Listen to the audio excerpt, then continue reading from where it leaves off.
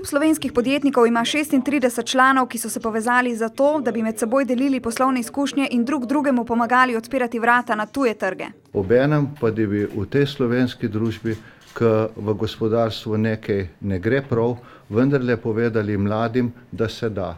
Da se, če je pot vztrajna, da se, če je pot poštena in da se, če se s pravimi ljudmi družiš. In kaj poleg uspeha druži te podjetnike? Vsi so poslovno pot začeli sami, marsikdo dobesedno v garaži, z lastno idejo ali so nasledili družinsko podjetje. In vsi so za uspeh močno garali. Verjetno je prvak v fitnesu, cele dneve v fitnesu, zato ima take mišice. Jaz jih nimam, ker nimam časa za fitnes.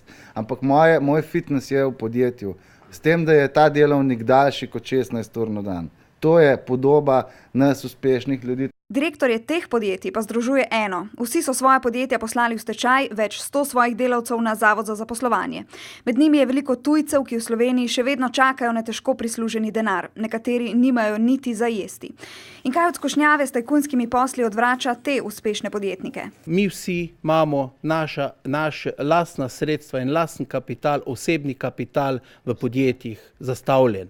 Vsi enostavno vemo, da če ne bomo dobro delali, ne samo, da bo podjetje šlo, tudi mi osebno bomo, šli v stečaj. Kdor začenja sam, še posebej spoštuje svoje zaposlene v podjetju, pravijo člani kluba. Ena od glavnih nalog ali pa zadev, ki jih moram dati svojim zaposlenim, je zgled. Moja ekipa je pa ekipa, ki jo želim zadržati in imeti ob sebi, je pa moje ogledalo. Slovenski podjetniki pa želijo, da bi njihov klub postal zgled slovenski družbi.